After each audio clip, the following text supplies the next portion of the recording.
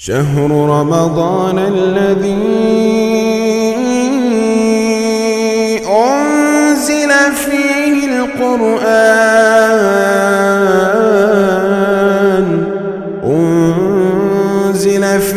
القرآن هدى للناس وبينات من الهدى والفرقان. السلام علیکم ورحمۃ اللہ وبرکاتہ. بسم اللہ الرحمن الرحیم. قرآن حکیم کے 29ویں اور 30ویں پارے کا خلاصہ پیش کیا جا رہا ہے. سورہ ملک چل رہی ہے. فرمایا گیا بابرکت ہے وہ ذات جس کے ہاتھ میں بادشاہت ہے اور وہ ہر چیز پر قادر ہے. جس نے کیا کیا؟ خلق الموت والحیات لیبلوکم ایکم احسن عملا. بتایا گیا کہ موت اور حیات دونوں مخلوق ہیں. یعنی موت کو بھی اللہ نے پیدا کیا ہے اور زندگی کو بھی پیدا کیا ہے، اور ہر مخلوق کو موت کا مزہ چکھنا ہے. تو گویا زندگی کو تو مرنا ہے ہی، موت کو بھی مر جانا ہے، اس لیے کہ دونوں مخلوق ہے نا. ہر مخلوق کو مر جانا ہے. جب دونوں مخلوق ہیں، موت بھی اور حیات بھی، دونوں ایجابی ہیں. ہاں، موت بھی ایجابی ہے اور حیات بھی ایجابی ہے. جبکہ ایسا ہونا چاہیے تھا کہ یہ موت سلبی ہو اور حیات ایجابی ہو. بتایا کہ دونوں مخلوق ہیں. اب جب دونوں مخلوق ہیں تو دونوں کو مر جانا ہے. اور ہم بتا چکے ہیں کہ جب جنتی جنت میں پہنچ جائیں گے اور جہنمی جہنم میں، تو حکم ہوگا کہ جنتی جنت کے بالا خانوں پر آ جائیں اور جہنمی جہنم کے کناروں پر آ جائیں. پھر موت کو جنت اور جہنم کے بیچ میں لا کر کے ذبح کر دیا جائے گا. اس کا ذبح ہونا در حقیقت اس کی موت ہے. تو گویا موت اور حیات دونوں کو پیدا کیا. موت کو بھی مر جانا ہے اور زندگی کو تو مرنا ہی ہے. پہلی بات، اس میں موت کو پہلے لایا گیا ہے، زندگی کو بعد میں. جبکہ ترتیب کیا ہونی چاہیے تھی؟ زندگی پہلے ہونی چاہیے تھی جو ہمارے سامنے ہے. موت کو بعد میں ہونا چاہیے، تو بعد میں آنے والی ہے. زندگی تو بالفعل حاصل ہے ہمیں. زندگی ہمیں بالفعل حاصل ہے، موت آنے والی ہے. تو اسلوب کا تقاضا یہ تھا کہ حیات کو پہلے لایا جاتا، موت کو بعد میں. بہت سارے اس کے جوابات ہیں. ان میں سے ایک بہتر جواب میں نے پڑھا. لکھتا ہے کہ موت ایسی چیز ہے جس کی فل گارنٹی ہے. فل گارنٹی ہے اس کی، مرنا ہے آپ کو. اور زندگی یہ ایسی چیز ہے جس کی کوئی گارنٹی نہیں ہے، کبھی بھی آ سکتی ہے. تو جس کی گارنٹی نہیں ہے اس کو بعد میں ذکر کیا گیا، اور جس کی گارنٹی ہے اس کو پہلے ذکر کیا گیا. اس کے بعد یہ کہا جا رہا ہے یہ اللہ نے کائنات کو خلق کیوں کیا ہے؟ کائنات بنا کر کے اس میں انسانوں کو پیدا کیا اور موت اور حیات کا سلسلہ رکھا، ایسا کیوں ہے؟ لیبلوکم، تاکہ تمہیں آزمائے، تاکہ تمہارا امتحان لے. نقطہ یہ ملا کہ دنیا دار الابتلاء ہے، دار الامتحان ہے. اور امتحان کے بعد ہی نتیجہ اور رزلٹ امتحان دینے والے کو دیا جاتا ہے. اور یہ بھی ہے کہ جہاں امتحان ہوتا ہے وہاں نتیجہ نہیں دیا جاتا ہے۔ امتحان ہال اور ایگزام ہال سے باہر، یہاں تو آپ کو امتحان دینا ہے، ایگزام ہال کو لاک کر دیا جاتا ہے، رزلٹ بعد میں باہر دیا جاتا ہے۔ پتہ یہ چلا کہ دنیا یہ دارالابتلاء ہے، رزلٹ آپ کو بعد میں دیا جانے والا ہے، اور یہاں رزلٹ نہیں دیا جائے گا اس لیے کہ ایگزام ہال ہے یہ، بلکہ اس کے لیے ایک دوسرا عالم ہے، عالم آخرت، وہاں پر آپ کو یہ رزلٹ دیا جائے گا۔ جی، تو لیبلوکم سے پتہ چلا کہ دنیا دارالابتلاء ہے، آزمائش کی جگہ ہے یہ، یہاں ہر آدمی کو پیپر دیا گیا ہے، اور پیپر وہ بھی آؤٹ ہے، اسے حل کرنا ہے۔ جی اچھا، فرمایا گیا کہ ایکم احسن عملا، تم میں سب سے اچھا عمل کرنے والا کون ہے؟ ہم یہ دیکھنا چاہتے ہیں۔ آزمائش کس بات کی؟ تم میں سب سے اچھا عمل کرنے والا کون ہے؟ اس میں نکتہ یہ ہے کہ احسنوں کی نسبت کی گئی ہے انسان کی طرف، یہ اس بات کی طرف اشارہ ہے کہ انسان کے اعمال جتنے اچھے ہوتے جائیں گے انسان اتنا اچھا ہوتا جائے گا۔ یہ بتائیے گا ایکم احسن عملا، جی، تو حسن کی نسبت انسان کی طرف کی گئی ہے، یعنی جتنے اعمال اس کے حسین ہوں گے اتنا آدمی حسین ہوتا جائے گا، اچھا ہوتا جائے گا۔ پہلی بات تو یہ معلوم ہوئی۔ دوسری بات یہ معلوم ہوئی کہ اللہ تبارک و تعالیٰ کے ہاں کوانٹٹی نہیں دیکھی جاتی، کوالٹی دیکھی جاتی ہے۔ جی جی، کوانٹٹی نہیں دیکھی جاتی، کوالٹی دیکھی جاتی۔ بہت سارے اعمال آپ کر لیجئے لیکن اس کے اندر اخلاص نہ ہو تو پھر آپ کے سارے اعمال اکارت ہیں، رائے گاہ ہیں۔ تو اللہ کے ہاں کوالٹی دیکھی جاتی ہے، کوانٹٹی نہیں دیکھی جاتی۔ اس کے بعد بتایا گیا کہ اَأَمِنْتُم مَّن فِي السَّمَاءِ أَن يَخْسِفَ بِكُمُ الْأَرْضَ فَإِذَا هِيَ تَمُورُ، کیا تم اس ذات سے بے خوف ہوگے جو آسمان میں ہے؟ اللہ آسمان میں ہے؟ لا لا لا، آسمان کے اوپر ہے۔ اور فی کا مطلب ہوتا ہے ان، تو کیا آسمان میں ہے؟ نہیں، یہاں فی اللہ کے معنی میں ہے، پر کے معنی میں ہے۔ جیسے قرآن حکیم میں ہے قُلْ سِیرُوا فِی الْأَرْضِ، زمین پر چلو، زمین میں چلو نہیں، وہاں فی ہے، میں کے معنی میں، تو وہاں فی اللہ کے معنی میں، یعنی زمین کے اوپر چلو، جبکہ ترجمہ کیا ہونا چاہیے؟ زمین کے اندر چلو، تو زمین کے اندر مراد نہیں، وہاں فی اللہ کے معنی میں، تو یہاں بھی اللہ کے معنی میں۔ اللہ تبارک و تعالی آسمانوں کے اوپر ہے اور عرش پر مستوی ہے۔ اس کے بعد ایک سوال کیا جا رہا ہے کہ یہ پانی جس پر مدار حیات ہے، جس کے بغیر آدمی زندہ نہیں رہ سکتا، جس کے بغیر تمہارے مویشی زندہ نہیں رہ سکتے، جس کے بغیر تمہاری کھیتیاں پک نہیں سکتی، اگر پانی نہ برسے، پانی نہ ہو تو کھیتیاں سوکھ جائیں، پھر کھاؤ گے کہاں سے؟ پانی نہ برسے، کھانا موجود ہو، پانی نہیں ہے، پانی کے بغیر مر جاؤ گے تم۔ تو گویا انسان کی بنیادی ضرورتوں میں سے ایک انتہائی بنیادی ضرورت پانی ہے۔ اللہ تبارک تعالیٰ ایک سوال کر رہا ہے، کتنا پیارا سوال ہے۔ فرمایا قُلْ أَرَأَيْتُمْ، اے ہمارے حبیب اب کہیے، بھلا بتاؤ، ان اصبح ماؤکم غوراً، یہ تمہارا پانی جو ہے یہ بالکل نیچے چلا جائے، نیچے چلے جہاں تمہاری مشینیں نہ پہنچ سکیں،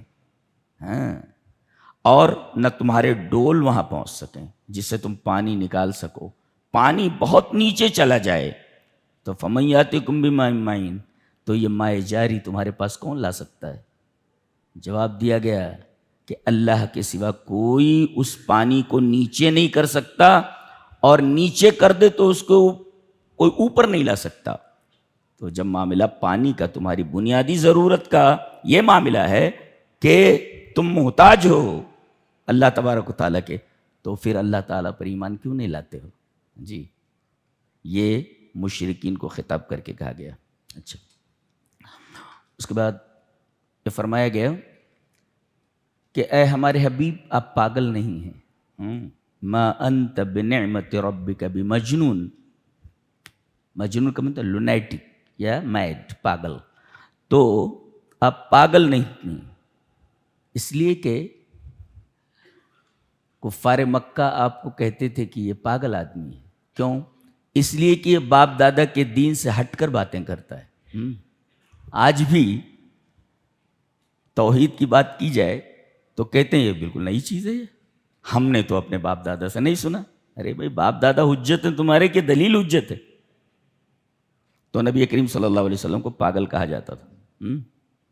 دلیل دی گئی کہ آپ پاگل نہیں ہیں، اس کی نفی کی دلیل یہ دی گئی. وَإِنَّكَ لَعَلَى خُلُقٍ عَظِيمٍ. آپ اخلاق عظیمہ پر فائز ہیں. یعنی پاگل آدمی با اخلاق نہیں ہوتا. تو آپ کا اخلاق عظیمہ کا مالک ہونا اس بات کی دلیل ہے کہ آپ پاگل نہیں. اس لیے کہ اخلاق اور پاگل پن یہ دونوں جمع نہیں ہو سکتے. کہ آدمی پاگل ہو اور با اخلاق ہو، ایسا کیسے؟ تو جنون اور اخلاق عظیمہ یہ دونوں ایک ساتھ جمع نہیں ہو سکتے. اور ایک نقطہ اور ملا کہ آدمی جتنا با اخلاق ہوتا جائے گا اتنا پاگل پن سے دور ہوتا جائے گا. تو آپ صرف با اخلاق ہی نہیں بلکہ آپ اخلاق کے ٹاپ کے اوپر ہیں. تو گویا کہ آپ اخلاق کے اعلیٰ مرتبے پر فائز ہیں، لہذا آپ جنون سے اتنے ہی دور ہیں. تو دو باتیں معلوم ہوئی کہ اخلاق اور جنون، پاگل پن دونوں جمع نہیں ہو سکتے. ایک اور جو شخص اخلاق میں جتنا زیادہ ہوتا جائے گا وہ جنون اور پاگل پن سے اتنا دور ہوتا جائے گا. اور آپ اخلاق کے ٹاپ پر ہیں تو آپ عقل مندی کی ٹاپ کے اوپر، اخلاق کے ٹاپ کے اوپر ہیں. لہذا مکمل طور سے آپ کی ذات سے جنون کی نفی کر دی گئی ہے. سوال ہی پیدا نہیں ہوتا کہ آپ پاگل ہوں. اور تاریخی مشاہدہ ہے کہ کبھی بھی یہ نہیں دیکھا گیا کہ دنیا کے ذہین ترین لوگ، قابل ترین لوگ، ہوشیار لوگ کسی پاگل کے ارد گرد جمع ہوئے ہو. جانتے ہیں تقریباً اتنے ہی صحابہ کرام ہیں. 1,24,000 یا 20,000 صحابہ ہیں. وہ حدیث ضعیف ہے 1,24,000 والی انبیاء کے بارے میں. 1,24,000 سے کم بھی ہو سکتے ہیں، زیادہ بھی ہو سکتے ہیں. بہرحال ایک بڑی تعداد ہے. تو 1,24,000 صحابہ کرام ایک پاگل کے ارد گرد کیسے جمع ہو سکتے ہیں؟ جس میں ابو بکر رضی اللہ تعالی عنہ جیسا تاجر ہو، حضرت عثمان غنی جیسا مالدار آدمی ہو، حضرت خالد ابن ولید جیسا شمشیر زن ہو، اور سب کریم ہیں، کریم جن کو کہتے ہیں، سب کریم ہیں، معاشرے کے کریم لوگ ہیں. اور یہ ایسے کریم لوگ ہیں کہ ان کے مثل پر سورج اور چاند کبھی طلوع نہیں ہوئے. دنیا کے ذہین ترین لوگ تھے. اس سے بڑی ذہانت کیا ہو سکتی ہے انسان کی کہ دنیا کو داؤں پر لگا کر آخرت کو ہاتھ سے جانے نہ دیا جائے. تمام صحابہ کرام نے دنیا برباد کر لی. اسے برباد نہیں کہہ سکتے، دنیا میں بھی کامیاب ہوئے ہو، بظاہر ایسا لگتا ہے کہ ان کی دنیا برباد ہوئی، لیکن انہوں نے آخرت کو ہاتھ سے جانے نہیں دیا. اور عقل مند وہی ہوتا ہے جو 60-70 سالہ کی عارضی زندگی کو داؤں پر لگا کر آخرت کی ابدی زندگی کو حاصل کر لے. اسے عقل مند کہتے ہیں. جی، اسے عقل مند، بڑے عقل مند لوگ تھے.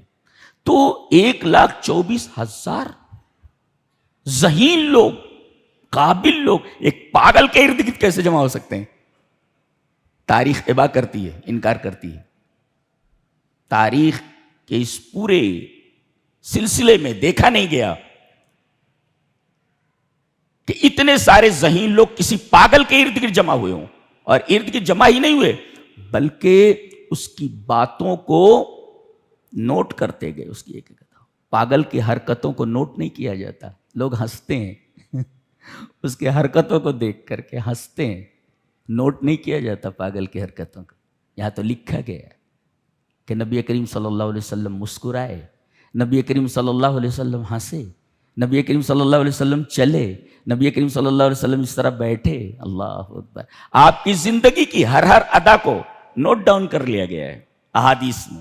کسی پاگل کی حرکتوں کو نوٹ ڈاؤن کیا جاتا ہے, محفوظ کیا جاتا ہے؟ اس کی حرکتیں تو بے فائدہ اور لایانی ہوتی ہیں. اس لیے کہ پاگل سے پاگل حرکات صادر ہوتی ہیں, اور پاگل حرکات کو نوٹ نہیں کیا جاتا.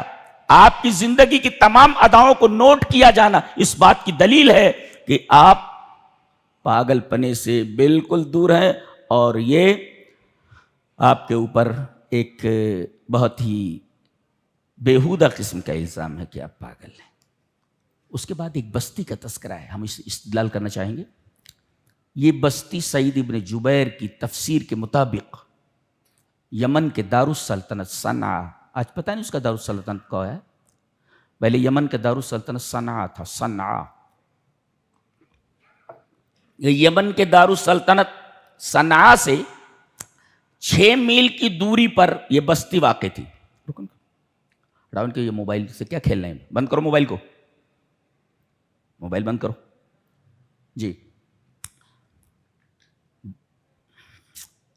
یمن کے دارالسلطنت صنعا سے, راجدھانی سے 6 میل دور کے دوری پر ایک بستی تھی. بعض مفسرین کہتے ہیں کہ اس بستی کا نام زروان تھا, زروان تھا. اس بستی کے اندر ایک بڑا نیک آدمی رہتا تھا, اس کا ایک باغ تھا. اسی وجہ سے یہ کہا گیا اِنَّ بَلَوْنَاهُمْ كَمَا بَلَوْنَا أَصْحَابَ الْجَنَّةِ, باغ والوں کا تذکرہ ہے. تو اس باغ میں پھل بڑے کثرت سے آتے تھے. جب توڑنے کا وقت آتا تو تمام فقیروں کو, غریبوں کو لے جا کر کے باغ میں بٹھا دیتا, اور ان کے سامنے ہی پھل توڑے جاتے, اور تمام پھلوں کے 3 حصے کیے جاتے. ایک حصہ فقراء میں تقسیم کر دیا جاتا, اور ایک حصہ وہ گھر کے لیے رکھ لیتا, اور ایک حصہ اس باغ کے پھلوں کا اپنے رشتہ داروں, اقربا اور اعزا کے درمیان تقسیم کر دیتا. جب یہ آدمی مر گیا اور اس باغ کے وارث اس کے 3 بیٹے ہوئے, 3 بیٹے تھے اس کے, تو انہوں نے کہا کہ ہمارا باپ پاگل تھا, اس کو دماغ نہیں تھا. اتنی محنت کرتے ہیں ہم لوگ باغ کے اندر, پانی دینا, اس کی دیکھ ریکھ کرنا, اور ایک حصہ فقراء لے جائیں, ہم نہیں دیں گے. اور طے ہو گیا کہ صبح بالکل اندھیرے منہ چل کر کے باغ کا پھل توڑ لیں گے, اور کانوں کان خبر فقراء کو نہیں ہوگی. چلے یہ وہاں پہنچے تو اسپاٹ پر تو پہنچے, لیکن باغ ہی نہیں تھا. یہ نیت خراب کر کے سوئے, اور ادھر فطاف علیہ طائف من ربک وہم نائمون, یہ نائم تھے, سوئے ہوئے تھے. رات میں اس باغ کے اوپر ایک عذاب آیا, اور پورا باغ خاکستر ہو گیا, جل کر راکھ ہو گیا. اب ایک کہہ رہا وہ باغ کدھر گیا, لگتا ہے ہم راستہ بھٹک گئے ہیں. بولے راستہ نہیں بھٹکے ہیں, باغ یہیں تھا, اللہ کے عذاب کی نظر ہو چکا ہے. مفسرین نے استدلال کیا ہے کہ غریبوں کو اپنے مال سے مدد کرنا دوام نعمت کا سبب ہے. اگر نعمتوں کو مسلسل اپنے پاس آپ باقی رکھنا چاہتے ہیں, کہ جو نعمتیں آپ کو ملی ہیں وہ آپ کے پاس باقی رہیں, تو اس کا ایک ہی علاج ہے, کیا؟ کہ اس مال سے غریبوں کی مدد کرتے رہیں. کتنے بڑے بڑے لوگ ہیں, 10 روپیہ جیب سے نہیں نکلتا ہے, اتنے بدنصیب لوگ ہیں. 10 روپیہ جب کہاں لے جائے گا؟ قبر میں لے جائے گا. کہاں لے جائے گا؟ دکان لے جائے گا قبر میں. کہاں لے جائے گا؟ کدھر لے جائے گا؟ اب یہ بتایا گیا نا کہ زندگی سب سے ان گارنٹی چیز ہے دنیا کی. ہم کہ کپڑا خریدنے کے لیے جاتے ہیں, کہتے ہیں گارنٹی ہے اس کی. موبائل خریدنے جاتے ہیں, گارنٹی ہے. گلاس خریدنے جاتے ہیں, گارنٹی ہے. آپ گارنٹی مانگتے ہو, اور کوئی پوچھ لے تم سے کہ تمہاری زندگی کی کیا گارنٹی ہے؟ دکان سے نکل سکتے ہو, یقین کے ساتھ کہہ سکتے ہو کہ بچ جاؤ گے. ہارٹ اٹیک ہوا وہیں مر گیا, بہت سارے لوگوں کو دیکھا گیا کہ شاپنگ کرتے ہوئے مر گئے ہو، شاپنگ کرتے ہوئے مر گئے ہو، چکر آیا، گرے اور مر گئے، پتہ چلا کہ جو ہے سیویئر ہارٹ جو ہے اٹیک تھا، مر گیا آدمی، ان گارنٹی چیز ہے۔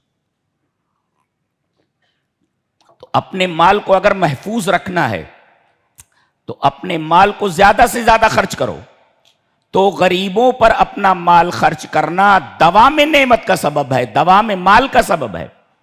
اور دوسری بات یہ معلوم ہے کہ خرابی نیت زوال نعمت کا سبب ہے، نیت خراب ہو جائے تو نعمت زائل ہو جاتی ہے۔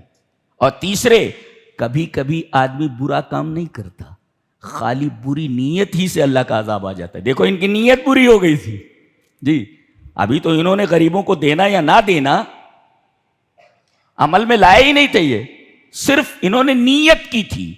اللہ گویا عملوں کا دار و مدار نیت پر ہے۔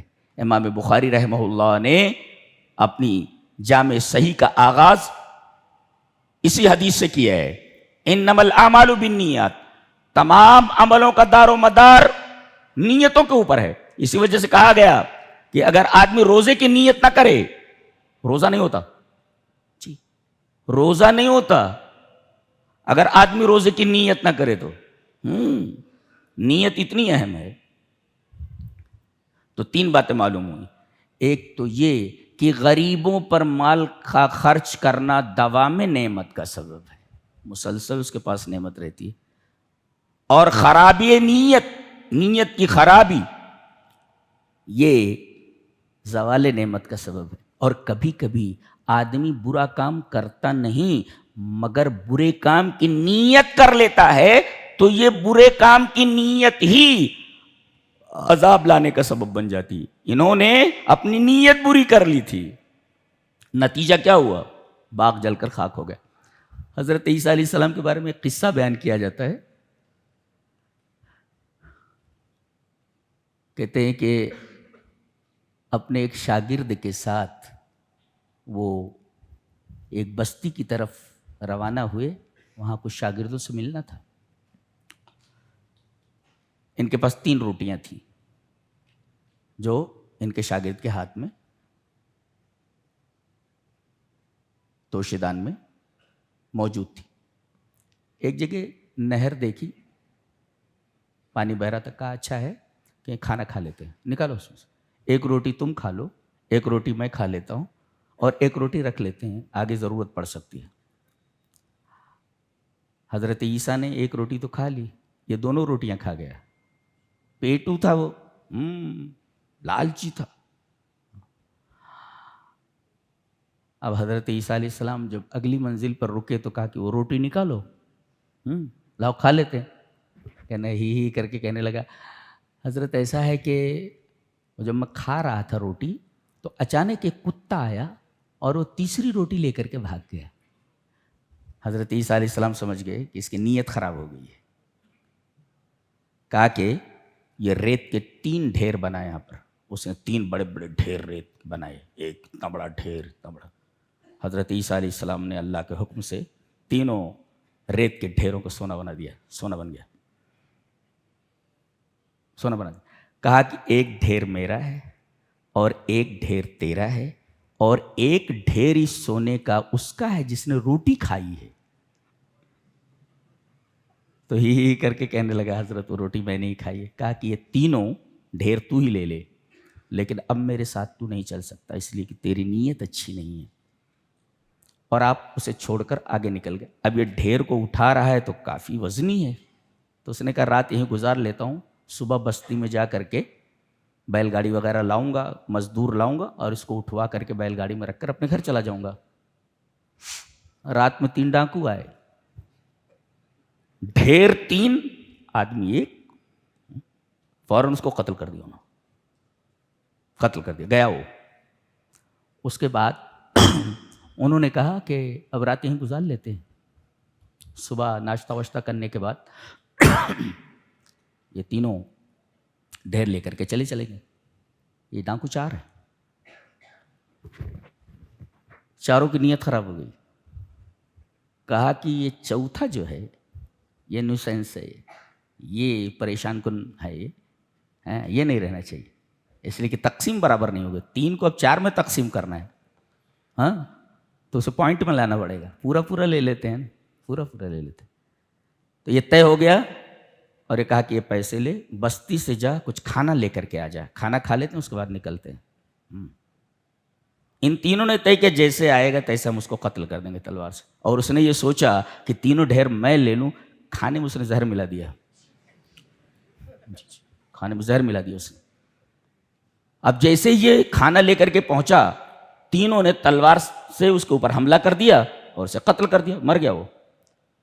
اب اس کے بعد انہوں نے کہا کہ اب ایک ایک ڈھیر ہم لوگ لے لیں گے، لاؤ پہلے کھانا کھا لیتے ہیں اس کے بعد چلتے ہیں. کھانا چونکہ زہر آلود تھا، تینوں کے تینوں مر گئے. دیکھو 4 لاشیں پڑی ہوئی ہیں، سونے کے 3 ڈھیر وہیں پڑے ہوئے ہیں. یہ ہے جس کے پیچھے کتے کی طرح بھاگ رہے ہو، یہ اس کی حقیقت ہے، یہ اس کی حقیقت ہے. مصیبت کا سبب ہے یہ. حضرت عیسیٰ علیہ السلام ادھر سے واپس لوٹے، دیکھا سارا ماجرا سمجھ میں آ گیا کہ کیا ہوا تھا. آپ نے فرمایا بچو نیت کی خرابی سے، اس لیے کہ نیت کی خرابی اپنی ہلاکت کے علاوہ دوسروں کی ہلاکت کا بھی سبب بن جاتی ہے. خود ہلاک ہوا، دوسروں کی ہلاکت کا سبب بن گیا. اس واقعے سے معلوم ہوا کہ غریبوں پر اپنا مال خرچ کرنا دوام نعمت کا سبب ہے، اور خرابی نیت زوال نعمت کا سبب ہے. اور کبھی کبھی آدمی برے کام کرتا نہیں، برے کام کی نیت ہی عذاب لانے کا سبب ہو جاتی ہے. یہ اصحاب الجنہ کا واقعہ. اس کے بعد سورہ حق کا ہے. اس میں یہ بتایا گیا کہ قیامت کے دن کامیاب لوگ وہ ہوں گے جن کے نامہ اعمال ان کے دائیں ہاتھ میں دیے جائیں گے، اور ناکام اور خائب و خاسر وہ لوگ ہوں گے جن کے نامہ اعمال ان کے بائیں ہاتھ میں دیے جائیں گے. دیکھو جیسے ہی دائیں ہاتھ میں ملے گا نامہ اعمال، نیک آدمیوں کا جنت کا پروانہ ہے وہ. فَيَقُولُ هَاؤُمُ اقْرَءُوا کتابیہ، دیکھو یہ میرا پڑھو نے. میں اور کتابی نہیں کہا، کتابی میں نے میری کتاب، میرا نام عمل پڑھو. کتابیہ ہے کیوں لایا گیا؟ یہ دونوں کہہ رہے ہیں، یہ دونوں ہے لا رہے ہیں وہاں پر، جبکہ یہ کہہ دیا جاتا کتابی میرا نام اعمال. کتابیہ کیوں کہا گیا؟ یلہثون من شدت الفرح، ہانپیں گے. جب آدمی بہت زیادہ خوش ہو جاتا ہے تو ہانپنے لگتا ہے، تو یہ ہے لایا گیا ہانپنے کے لیے. وہ کتابیہ یہ ہے بتا رہا ہے کہ اتنے خوش ہو جائیں کہ یلہثون من شدت الفرح، مارے خوشی کے یہ ہانپنے لگیں گے اور کہیں گے ارے آؤ دیکھو میرا نام اعمال پڑھو ذرا. ہاؤ اقرؤوا کتابیہ انی ظننت انی ملاق حسابیہ. مجھے یقین تھا کہ مجھے میرا نام اعمال ملنے والا ہے. یہاں بھی حسابیہ لا رہا ہے. فَهُوَ فِي عِيشَةٍ رَاضِيَةٍ فِي جَنَّةٍ عَالِيَةٍ. کیا اسلوب ہے بولنے کا، اللہ پڑھ لیتے ذرا. وَالْمَلَكُ عَلَىٰ أَرْجَائِهَا وَيَحْمِلُ عَرْشَ رَبِّكَ فَوْقَهُمْ يَوْمَئِذٍ ثَمَانِيَةٌ يَوْمَئِذٍ تُعْرَضُونَ لَا تَخْفَىٰ مِنكُمْ خَافِيَةٌ فَأَمَّا مَنْ أُوتِيَ كِتَابَهُ بِيَمِينِهِ فَيَقُولُ هَاؤُمُ اقْرَءُوا كِتَابِيَهْ إِنِّي ظَنَنْتُ أَنِّي مُلَاقٍ حِسَابِيَهْ فَهُوَ فِي عِيشَةٍ رَاضِيَةٍ فِي جَنَّةٍ عَالِيَةٍ قُطُوفُهَا دَانِيَةٌ. یہ انسان کا کلام ہے. انسان ایسا بول سکتا ہے کیا؟ یہ انسان کا کلام ہے، یہ انسان ایسا بول سکتا ہے کیا؟ کلوا واشربوا ہنیئا بما اسلفتم فی الایام الخالیہ واما من اوتی کتابہ بشمالہ فیقول یا لیتنی لم اوت کتابیہ ولم ادر ما حسابیہ یا لیتہا کانت القاضیہ ما اغنی عنی مالیہ ہلک عنی سلطانیہ. یہ کسی انسان کا کلام ہے؟ یہ انسان ایسا بول سکتا ہے کیا؟ لا لا لا لا، انسان کا کلام ہی نہیں ہے، یہ کلام رب العالمین ہے. رب العالمین کا کلام ہے. سبحان اللہ. سورہ معارج ہے. میدان حشر میں اولین اور آخرین کا حساب لیا جانا ہے. نیکوں کا بروں کا. ٹائم کتنا لگے گا؟ کہا کہ کافر کے اوپر ایک دن 50,000 سال کے برابر لگے گا اس کو، کہ جیسے 50,000 سال ہو گئے ہوں. اور مومن کے لیے ایک فرض نماز کا وقت. اللہ، آئنسٹائن کا نظریہ اضافیت دیکھیے کہ ٹائم دونوں کے اوپر سے گزر رہا ہے. ایک کو لگ رہا ہے کہ 50,000 سال ہم یہاں کھڑے رہے ہیں، اور ایک کو لگ رہا ہے کہ صرف فرض کی نماز پڑھ لی گئی ہے. اللہ، اس کا مطلب ٹائم کا تعلق احساسات سے ہوتا ہے. آدمی کسی بیماری میں مبتلا ہو، رات نہیں کٹتی، اور خوش ہو تو کہتا ارے اتنی جلدی ٹائم گزر گیا. گویا کہ وقت کا تعلق احساسات سے ہے، اور نہ جانے کیا کیا تعلقات ہیں ایک وقت کے دوسرے وقت سے. کہا گیا اس دن ایک دوسرے کو سب دیکھیں گے. امی، پھر امی نظر آ رہی، بھاگے گا دیکھ کر کے. کس نے پیدا کیا ہے اور میری پرورش کی ہے، جان لگا دی ہے میری پرورش میں، دیکھتے ہی بھاگے گا، چھپے گا. باپ کو دیکھے گا بھاگے، باپ دیکھے گا بیٹے کو، وہ بھاگے ہو. بیوی دیکھے گی، وہ بھاگے گی کہ کہیں یہ نیکیاں نہ مانگ لے. یبصرونہم، یہ دکھائے جائیں گے ان کو. اور مجرم کیا ہوگا؟ یود المجرم لو یفتدی من عذاب یومئذ ببنیہ. پھنس گیا ہے وہ، کہے گا اے اللہ میرے بیٹوں کو لے لے، مجھے چھوڑ دے. اچھا، وصاحبتہ، میری بیوی کو لے لے، چھوڑ دے. واخی، میرے بھائی کو لے لے، چھوڑ لے. وفصیلتہ التی تؤوی، میرے پورے خاندان کو لے لے، مجھے چھوڑ دے. ومن فی الارض جمیعا ثم ینجی، دنیا کی تمام چیزیں لے لے، مجھے چھوڑ دے. اللہ، آج سستے چھوٹ جا رہے ہو، کل قیامت کے دن پوری دنیا دے کر کے بچ نہیں پاؤ گے. جی، سدھر جاؤ، اپنے حالات درست کر لو، ورنہ آگے کے مراحل بہت سخت ہیں. یہ بتا دیا گیا، پیپر آؤٹ کر دیا گیا ہے. اب بڑا بد نصیب ہوگا وہ جو پیپر آؤٹ ہونے کے بعد بھی پیپر کو صحیح سے نہ حل کر سکے. اس جیسا بدھو اور بیوقوف کون ہو سکتا ہے؟ پیپر آؤٹ ہے پھر بھی صحیح سے نہیں لکھ پا رہا ہے، اس جیسا بیوقوف کون ہوگا؟ دیکھو یہاں بیٹوں کو دے رہا ہو، ایک بیٹا نہیں، تمام بیٹوں کو دے رہا ہو. بیوی ہیں، پرس لیے ہوئے چل رہی ہے، ٹک ٹک ٹک ٹک چل رہی، اور پیچھے حضرت وہ بچہ لیے ہوئے گھوم رہے ہیں اس کے پیچھے. وہ بیگ لے کر کے چلے، پیچھے بچے کو لیے گھوم رہا بیچارہ. وہ دیکھتی بھی نہیں، تھک جائے گا، لاؤ تھوڑی دیر لے لیں. لے کر چلتے رہو، اور وہ بیگ لے کر کے ٹک ٹک ٹک چلتی رہتی. تو وہ کہے گا میری بیوی کو لے لو، مجھے چھوڑ دو. میرے بھائی کو لے لو، چھوڑ دو. میرے پورے خاندان کو لے لو، مجھے چھوڑ دو. چھوڑو. من فی الارض جمیعا ثم ینجی، کائنات کی تمام چیزیں لے لو، سب کو لے لو، مجھے چھوڑ دو. اس میں ایک نکتہ یہ ہے، مجرم کہے گا کہ میرے بیٹوں کو لے لو، مجھے چھوڑ دو، میری بیوی کو لے لو، مجھے چھوڑ دو، میرے بھائی کو لے لو، مجھے چھوڑ دو، میرے خاندان کو لے لو، چھوڑ دو، زمین کے تمام لوگوں کو لے لو، چھوڑ دو. باپ نہیں کہا اس نے، ماں باپ نہیں کہا.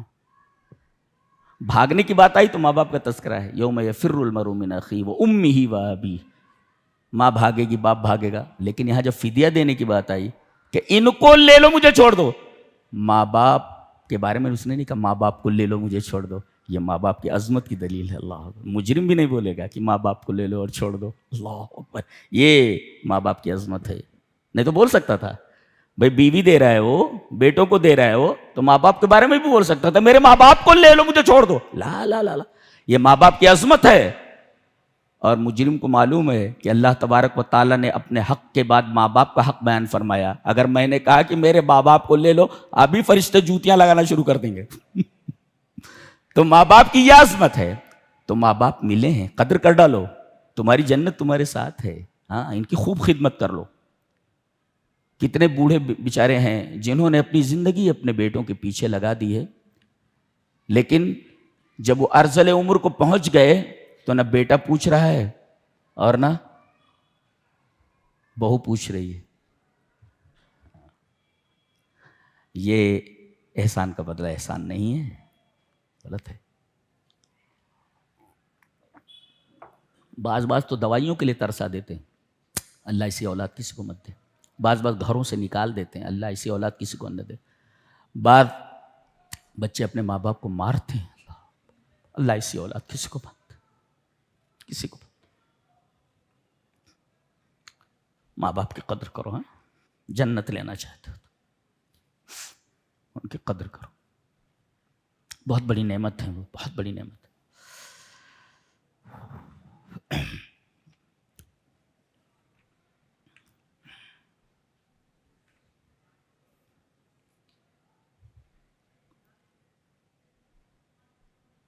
تہجد کی فضیلت بیان کی گئی. تہجد کی بڑی فضیلت ہے. اللہ تبارک تعالیٰ سے کوئی چیز مانگنا ہو ہاں جلدی سے تو اس کا ایک ہی طریقہ ہے، رات کی تنہائیوں میں اس کے سامنے سجدہ ریز ہو کر کے اشک بار آنکھوں سے، دل کی دھڑکنوں سے یکسو کر کے مانگو، مل جاتی. جی مل جاتی. ملتا کہاں ہے، مانگتا کہاں ہے. ایسا در ہے یہاں سے کوئی خالی ہاتھ واپس نہیں جاتا. ہاں اگر خالی ہاتھ لوٹا دے تو اس کی رحمانیت، رحیمیت اور اس کی عظمت کی توہین ہے. کبھی خالی ہاتھ نہیں لوٹا. دیر بھی کرتا ہے دینے میں، وہ بھی تمہاری بھلے کے لیے ہوتا ہے. آگے فرمایا گیا کہ یہ قیامت کا دن جب سور میں پھونک ڈال دیں گے اسرافیل، فَإِذَا نُقِرَ فِي النَّاقُورِ فَذَلِكَ يَوْمَئِذٍ يَوْمٌ عَسِيرٌ عَلَى الْكَافِرِينَ غَيْرُ يَسِيرٌ. یہ دن بڑا سخت ہوگا اور کافروں پر آسان نہیں ہوگا. مفسرین نے لکھا کہ کافروں کو ہائی لائٹ کیا گیا، کافروں پر آسان نہیں ہوگا، مومنوں کے اوپر آسان ہوگا. اس کا یہ مطلب مفہوم مخالف ہی نکلا نا. گویا کہ یہ سخت دن ہوگا، کافروں پر آسان نہیں ہوگا، یعنی مومنین پر آسان ہوگا. یہ ایک بات تو معلوم ہوئی. اچھا وہاں لے کر کے کیا جانا ہے بھائی؟ لے کر کے کیا جانا ہے؟ بولے کپڑا لے جانا ہے. وہاں پہ کپڑا لے جانا ہے. ہاں کپڑا لے کر جانا ہے. بولے وہ ثیابک فطہر، اپنے کپڑوں کو پاک کر لو. کپڑے دو قسم کے، حسی اور معنوی. ایک ہے دل کا کپڑا، ہاں دل کا کپڑا، اور اس کو پاک کرو. دل کے کپڑے کو، دل کو تم نے گناہوں سے، بدعتوں سے، شرک سے وہ کپڑے کو گندا کر لیا ہے اپنے روح کے. اس کو صاف کرو، روح کے لباس کو صاف کرو. اور یہ جو آپ کے بدن کے اوپر لباس ہے اس کو بھی پاک کرو. یہ دو چیزیں پاک کر لو. میدان حشر کا جو سخت مرحلہ ہے تمہارے اوپر آسان ہو جائے گا. تو لباس حسی، لباس معنوی. لباس حسی آدمی جو بدن کے اوپر پہنتا ہے یہ لباس حسی ہے جس کو ہم پکڑ سکتے. اور لباس معنوی دل کا لباس. دل کے لباس کو تم نے گندا کر رکھا ہے گناہوں کے ذریعے، شرک و بدعات کے ذریعے. گناہوں سے توبہ کرو، شرک و بدعات سے توبہ کرو، گناہوں کے لباس کو بالکل طاہر کرو. اگر تم روح کے لباس کو اور بدن کے لباس کو مطہر کر کے گئے تو میدان حشر کا مرحلہ جو بڑا سخت مرحلہ ہے تمہارے لیے بہت آسان ہو جائے گا. سورہ قیامہ ہے، دیکھو بڑی عجیب بات کہی جا رہی ہے. لا اقسم بیوم القیامہ ولا اقسم بالنفس اللوامہ. میں قسم کھاتا ہوں یوم قیامت کی، کہ قیامت آنے والی. قسم کھاتا ہوں میں نفس لوامہ کی. نفس لوامہ کسے کہتے ہیں؟ ضمیر کو. آدمی جب برا کام کرتا ہے تو نفس لوامہ اسے ملامت کرتا ہے، تم نے غلط کیا، یہ تمہیں نہیں کرنا چاہیے تھا ایسا. جی.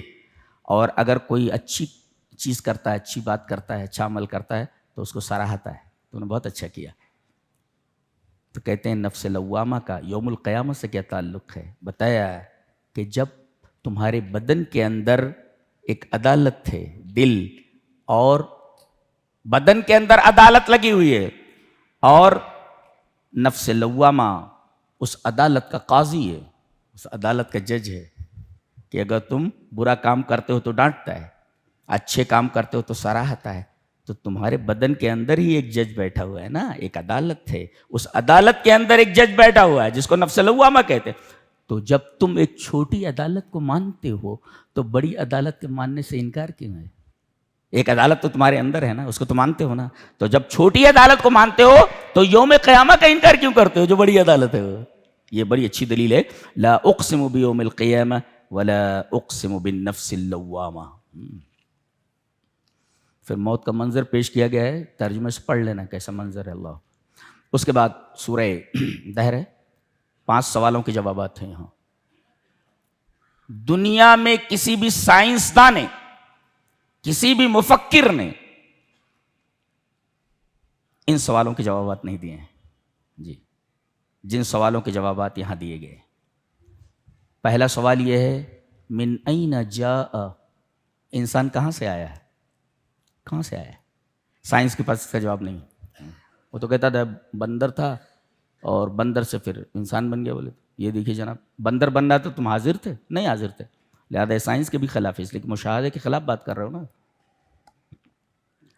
من این جاء, اس سوال کا جواب سائنس کے پاس نہیں ہے. قرآن جواب دے رہا ہے لم یکن شیء مذکورا, تم کوئی قابل ذکر چیز نہیں تھا, عدم میں تھے, عدم سے تم کو وجود میں لایا گیا ہے. اچھا, دوسرا سوال کیف جاء, کس طریقے سے لایا گیا؟ بولے منی کے ذریعے, نطفے کے ذریعے لایا گیا تم کو, وجود میں لایا گیا. اچھا, تو من این جاء کہاں سے آئے, کیف جاء کیسے سے آئے, کیسے آئے؟ من نطفہ, من نطفۃ امشاج, ماں باپ کے ملے ہوئے نطفے سے آئے تو. اچھا, کہاں سے آئے, کیسے آئے, کیوں آئے, یہاں کیوں آئے ہو؟ جواب دیا گیا اما شاکر و اما کفورا, یا تو ہم شکر گزار بندے بن جائیں یا ناشکرے بن جائیں, یا جنت کا کام کر کے جنت میں چلے جائیں یا جہنم کا کام کر کے جہنم میں چلے جائیں. ہاں, اس لیے آئے ہیں ہم, تاکہ شکر گزار بندے بنے یا ناشکرے بن جائیں. تو کہاں سے آئے, کیسے آئے, کیوں آئے, اور جانا کہاں ہے؟ بتایا گیا وَإِنَّ إِلَىٰ رَبِّكَ الْمُنْتَهَىٰ, اللہ کے پاس جا کر رک جانا ہے. وہ بعد النہایا جنت یا جہنم. یہ رہا پورا کا پورا انجام آپ کا, اور یہ تمام سوالوں کے جوابات. اللہ, ان 5 سوالوں کے جوابات دنیا میں کسی کے پاس نہیں ہے سوائے قرآن کے. نہیں کہاں کہاں بھٹک رہے لوگ, بندر سے انسان بن گیا بولے تو, یعنی ہم لوگ بندر کی اولاد ہیں. ارے بھائی شرم کرو ذرا سا بھائی.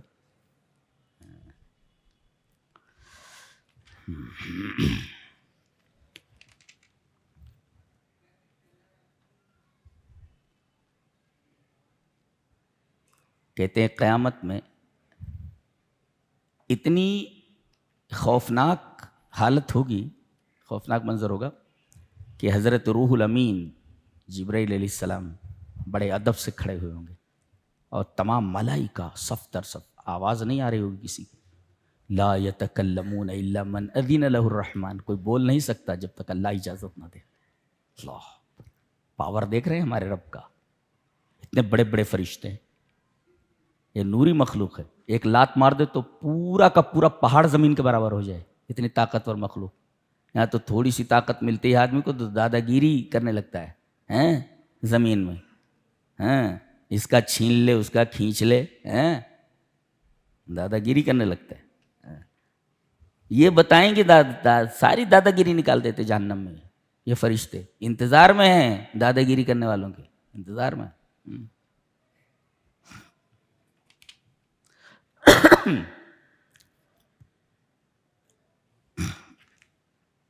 اس کا گیا سورج کو لپیٹ دیا جائے گا. ہاں, لفظ کا استعمال کیا گیا اذا الشمس کورت, تکویر, کارا, یہ لفظ کارا سے مشتق. کارا کہتے ہیں دھوبی کی گٹھری کو, وہ لاتا ہے نا دھوبی کی, دھوبی لاتا ہے اسے, ایک گٹھری رہتی ہے اس کی. لاؤ بھیا کتنے کپڑے ہیں, لا لا رکھتا. اچھا وہ بچے کا کیا ہوا, ہاں لاؤ اس کا بھی. او چھوٹی کا وہ شلوار کی درے لاؤ. اب وہ سب گھر والوں کے کپڑے رکھ لیتا اپنی گٹھری میں, اس کے بعد ایسے کر لیتا, اسے باندھ لیتا, باندھ کر ایسے چلا جاتا ہے. کپڑے اندر ہیں. اللہ فرما رہے سورج کو ایسے ہی لپیٹ دیں گے جس طریقے سے دھوبی کپڑوں کو اپنی گٹھری میں لپیٹ دیتا ہے. جیسے یہ کپڑے دکھائی نہیں دے رہے ہیں, گٹھری کے اندر ہے, ایسے سورج دکھائی نہیں دے گا, اس لیے کہ اس کو ہم نے گٹھری میں اسے بند کر دیا ہے.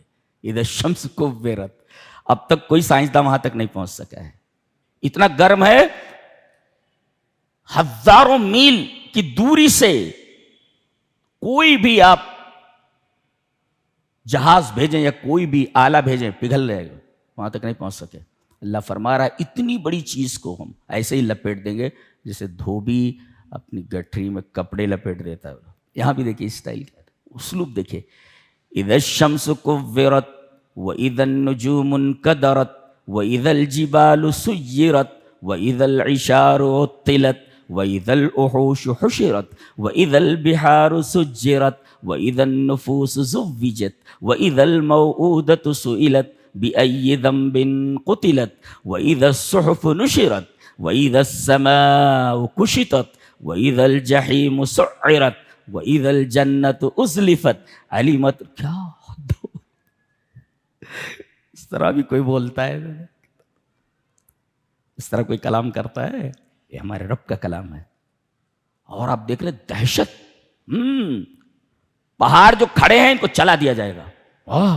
وہ ادھر عشار عطلت، 10 ماہ کی گابھن اونٹنیاں کھلی چھوڑ دی جائیں گی. یہ بڑی قیمتی چیز ہوتی تھی عربوں کے نزدیک، اونٹنیاں بیکار ادھر ادھر پھریں گی، کوئی لینے والا نہیں ہوگا. اللہ کی وَإِذَا الْوُحُوشُ حُشِرَتْ، تمام جانوروں کو، وحشی جانوروں کو ایک جگہ جمع کر دیا جائے گا. بکری وہاں کھڑی ہے، شیر وہاں کھڑا ہے. بکری شیر سے نہیں ڈرے گی اور شیر بکری کو کچھ نہیں کہے گا. ایسی خوفناک حالت ہوگی. وَإِذَا الْبِحَارُ سُجِّرَتْ، اور دریاؤں کو، سمندروں کو کھولا دیا جائے گا. اس لیے کہ یہ H2O کے تناسب سے تو بنے ہیں. ایک آگ ہے، ہاں، اور ایک آگ کے عمل کو تیز کرنے والا ہے. آکسیجن اور ہائیڈروجن، ایک آگ ہے اور ایک آگ کے عمل کو تیز کرنے والا ہے. ان دونوں کو ملا دیا اللہ تعالیٰ. دونوں خطرناک گیسیں ہیں اور دونوں خوفناک گیسوں کو ملا دیا گیا تو پانی بن گیا جس پر مدار حیات ہے. کیا کاریگری ہے، کیا صنعت ہے. دیکھیں، آکسیجن خود خوفناک گیس ہے وہ جی، اور ہائیڈروجن خود خوفناک گیس ہے. ان دونوں خوفناک گیسوں کو ایک خاص تناسب سے، کہ ہائیڈروجن کے 2 حصے اور آکسیجن کا 1 حصہ، H2O کے تناسب سے پانی بنا دیا اللہ تبارک تعالیٰ نے. اس کو کیا کاریگری ہے، کیا صنعت ہے کہ اس کے بغیر آدمی زندہ نہیں رہ سکتا. اب اسی کو کھول دیا جائے گا، یہ تناسب ختم کر دیا جائے گا H2O کا. تو دریا، دونوں آگ ہے نا، دونوں آگ ہے، آکسیجن بھی آگ ہے اور ہائیڈروجن بھی آگ ہے. ان دونوں کے تناسب کو، ریشیو کو ختم کر دیا گیا. دریا تو پانی کا نام ہے نا، یہ سارے کے سارے کھول جائیں گے اور کھولنے کے بعد آبادیوں کے اوپر چڑھائیں گے. کیا بات ہے. وَإِذَا الْبِحَارُ سُجِّرَتْ. اللہ، پہلے لڑکیاں 22 آر ہوا کرتی تھی، ان کو زندہ درگور کر دیا جاتا تھا. قبر کھود کر کے زندہ لڑکی کو اس میں کھڑا کر کے اوپر سے مٹی برابر کر دی جاتی. باپ اتنا بھی سنگ دل ہو سکتا ہے اللہ، لیکن یہ کیا جاتا تھا. اللہ تبارک و تعالیٰ اس گاڑی ہوئی لڑکی کو، زندہ درگور کی ہوئی لڑکی کو اپنی بارگاہ میں کھڑا کرے گا. دفن کس نے کیا تھا؟ تو اس کو زندہ لایا جائے اس کو، اور باپ سے نہیں سوال کیا جا رہا ہے جس نے اس کو دفن کیا ہے، اس سے سوال کیا جا رہا ہے جو مظلوم. وَإِذَا الْمَوْءُودَةُ سُئِلَتْ. رب تعالیٰ خود مظلوم سے بات کر رہے ہیں، بچی سے بات کر رہے ہیں. بے زمین قتلت، تیری خطا کیا تھی، تجھے زندہ درگور کیوں کیا گیا. رب تعالیٰ اس بچی سے بات کر رہے ہیں. یہ ہمارا رب ہے، بات کر. بچی سے بات کر رہا ہے ہمارا رب کہ تجھے زندہ درگور کیا گیا تھا، وجہ کیا تھی، تیری خطا کیا تھی، گناہ کیا تھا. تو ہمیں بچیوں کی قدر کرنی چاہیے. بچیاں ویسے بھی جب تک گھر میں رہتی ہیں برکتیں رہتی ہیں، برکتیں بن کر، نعمتیں بن کر گھر سے چلی جاتی ہیں. ہمیشہ ماں باپ کے بارے میں خیال رہتا ہے، ابا کو کیا ہو گیا، امی کو کیا ہو گیا. یہ بیٹے، ہاں، یہ بڈھا کب یہاں سے دفان ہوتا. جس کے پیچھے اپنا سب کچھ لگا دیا سوچتا ہے یہ کب دفان ہوتا ہے یہاں سے. مرتا کب یہ کہ گھر پاک ہو جاتا. تو بیٹیاں بہت بڑی نعمتیں ہوتی ہیں. دیکھیں بیٹی کے ساتھ ظلم کیا گیا، رب تعالیٰ بات کر رہے ہیں اس سے. اللہ رب کسی سے بات کر رہا، چھوٹی بچی سے بات کر رہا ہو رب. کمال ہے اس کی کریمی کر رحم کا کمال. بچی سے بات کر, بچی سے, ہمارا رب بچی سے بات کر رہا ہے. سمجھ میں آ رہا آپ کو کیا ہے؟ عظیم الشان ذات ایک بچی سے بات کر رہا.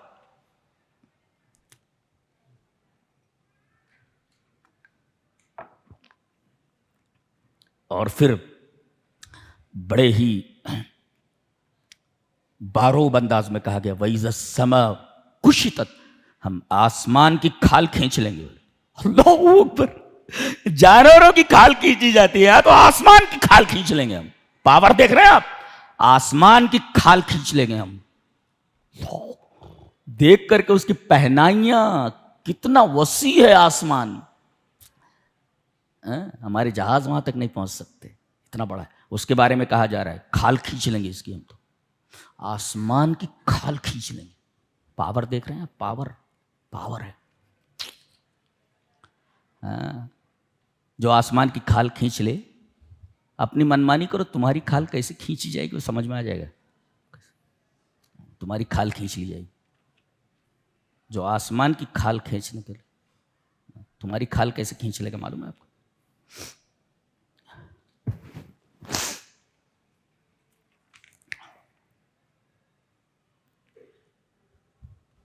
فرمایا گیا اگر یہاں سے گڑبڑ کر کے گئے ہو تو جب جہنم میں ڈالے جاؤ گے, جانتے ہو کیسی ہے؟ وہاں نہ موت ہے نہ حیات ہے. کیسی زندگی ہے بولے؟ یا تو آدمی مر جاتا ہے پھر زندہ رہتا ہے, دو ہی صورت ہے. فرمایا گیا ثم لا يموت فيها ولا يحيا, وہاں نہ مرے گا نہ زندہ رہے گا. یہ کون سی کیفیت ہے؟ اس کیفیت کو لفظوں میں نہیں بیان کیا جا سکتا, اتنا بیان کر دیا گیا ہے. جہنم میں نہ مرے گا نہ زندہ رہے گا. یہ کون سی حیات ہے بھائی؟ یہ کون سی موت ہے؟ نہ مرے گا نہ زندہ رہے گا. یہ بیچ بیچ کی کیفیت ہے, بیان نہیں کیا جا سکتا اسے.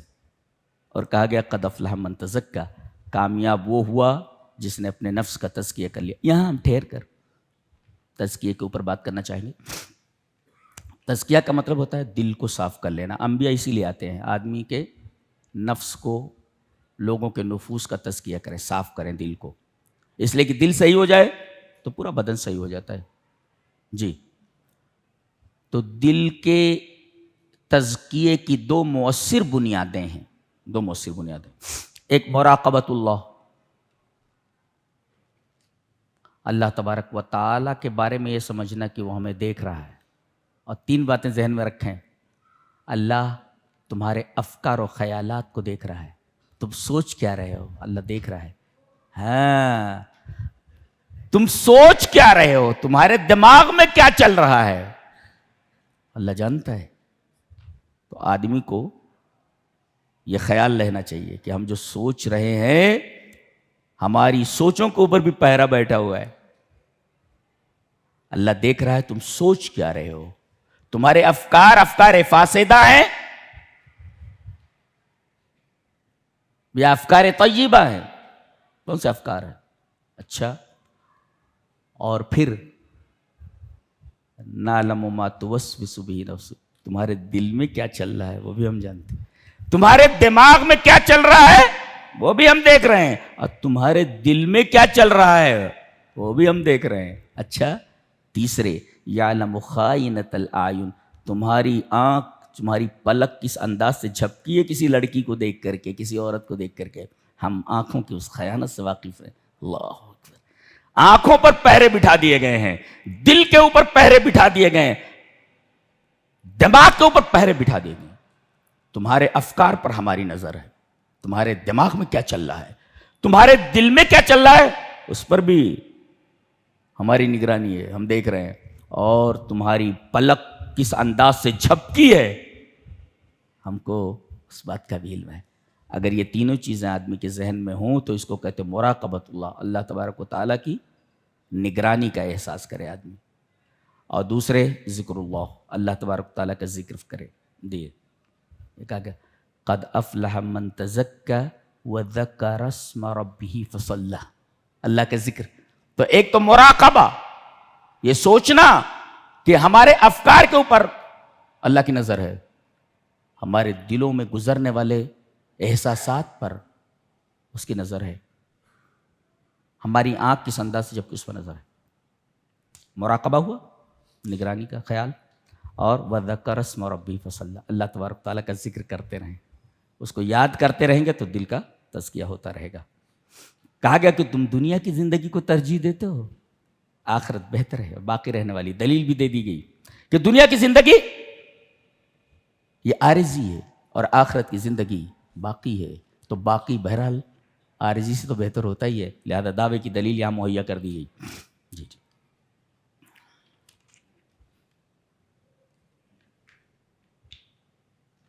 آدمی جب مرتا ہے، فرشتے آتے ہیں، اگر روح اچھی ہے تو اس کو کہتے ہیں روح مطمئنہ، نفس مطمئنہ. وہاں روح کو معلوم ہو جاتا ہے کہ میرے ساتھ کیا ہونے والا ہے. آتے ہیں، یا ایتھا النفس المطمئنہ، فرشتے بولتے ہیں اے پاک نفس، اے مطمئن نفس، ارجعی الی ربک راضیۃ مرضیہ، لوٹ تو اپنے رب کی طرف. سب کو رب کی طرف جانا ہے. راضیتاً، تو راضی ہے، مرضیہ، اللہ تجھ سے راضی ہے. دیکھو یہاں راضیتاً مرضیہ کہہ کر کے خوشخبری سنا دی گئی، تو اللہ سے راضی، اللہ تجھ سے راضی. فادخلی فی عبادی، فرشتوں سے کہہ دیا گیا کہ تو داخل ہو جا میرے بندوں میں، ان سے بولو وادخلی جنتی، اور میری جنت میں آ جاؤ. اصل چیز یہ ہے. اللہ اکبر. اللہ فرمائے وادخلی جنتی، جنت نہیں، میری جنت میں آ جاؤ. اللہ، میری جنت کہنے کا آپ تصور نہیں کر سکتے. رب تعالیٰ یہ فرمائے کہ جنت میں داخل ہو جا، اور یہ کہنا کہ میری جنت میں داخل ہو جانا، دونوں میں بڑا فرق ہے. میری جنت میں داخل ہو جا. اب اندازہ لگائیے، رب یہ فرمائے کہ میری جنت، تو میری جنت اس کی جنت کیسی ہوگی؟ اندازہ لگائیے آپ.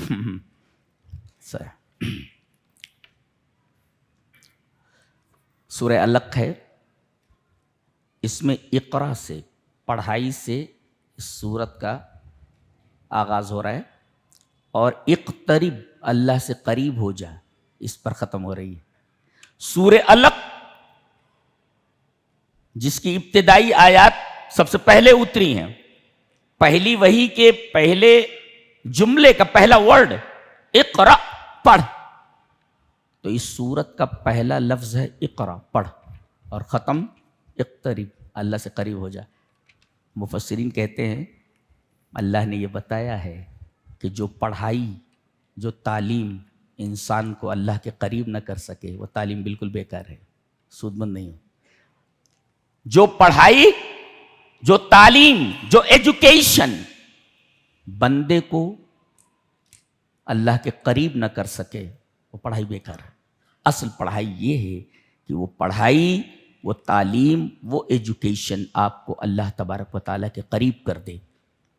ایسی پڑھائی جو اللہ سے دور کر دے، بجائے اقتریب کے ابتعید والا مسئلہ ہو جائے، وہ ایجوکیشن سب سے بری ایجوکیشن.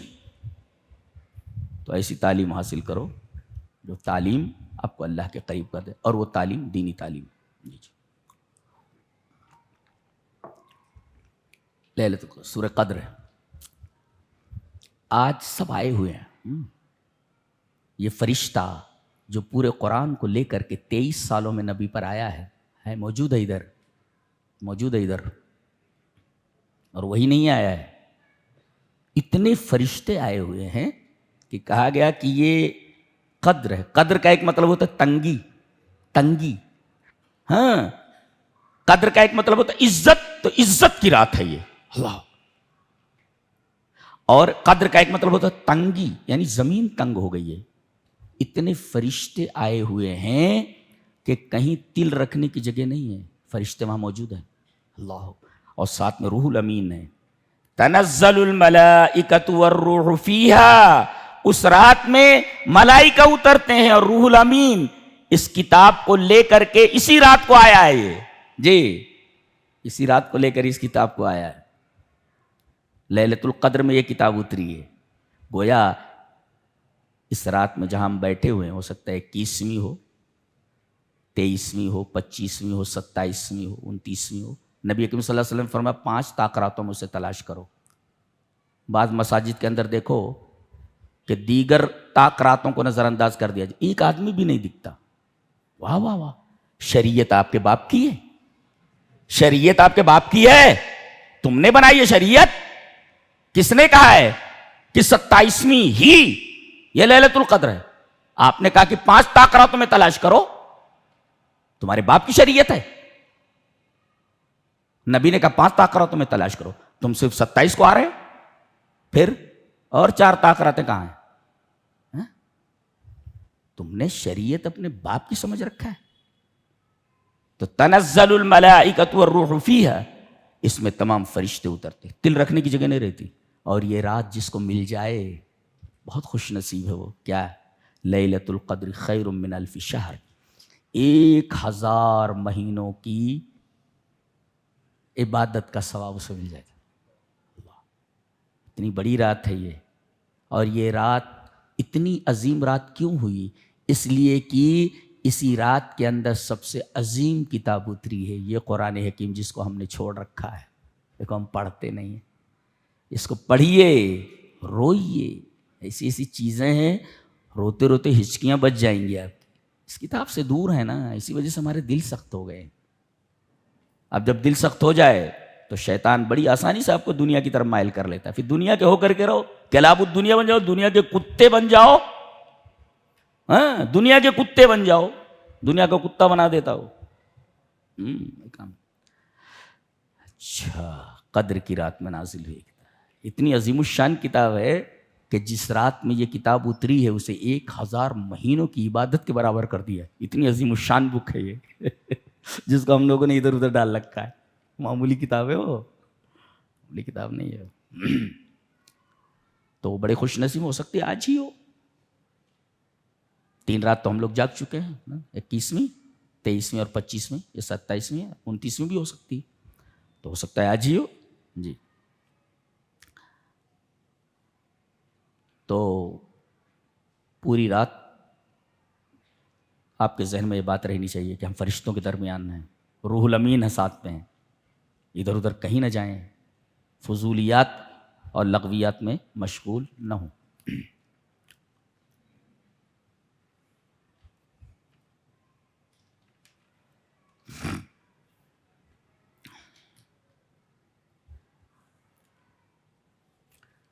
قرآن حکیم میں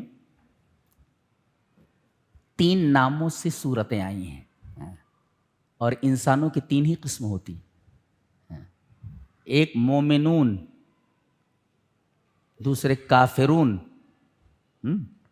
اور بیچ والے منافقون۔ ہاں یہ دیکھو سورہ کافرون ہے، سب نے قل یا ایھا الکافرون۔ انسانوں کی 3 قسمیں ہیں، مومنون، کافرون اور بیچ والے منافقون۔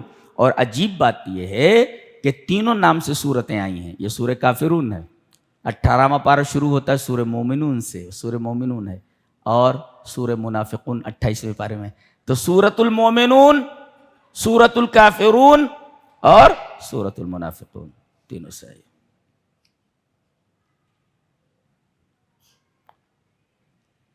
اس کے بعد بتایا گیا کہ معبود کا کرائیٹیرین کیا ہوتا ہے، جی یکتا ہو، اس جیسا کوئی نہ ہو، سب اس کے محتاج ہوں، کسی کا محتاج نہ ہو، نہ اس نے کسی کو جنا ہو، نہ اس کو کسی نے جنا ہو، اور اس کے برابر کوئی نہ ہو۔ یہ کرائیٹیرین ہے، یہ کرائیٹیرین جہاں پایا جائے وہ معبود ہو سکتا ہے، اور یہ کرائیٹیرین اللہ کے علاوہ کسی پر فٹ نہیں ہوتا یہ، لہذا اللہ ہی عبادت کے لائق۔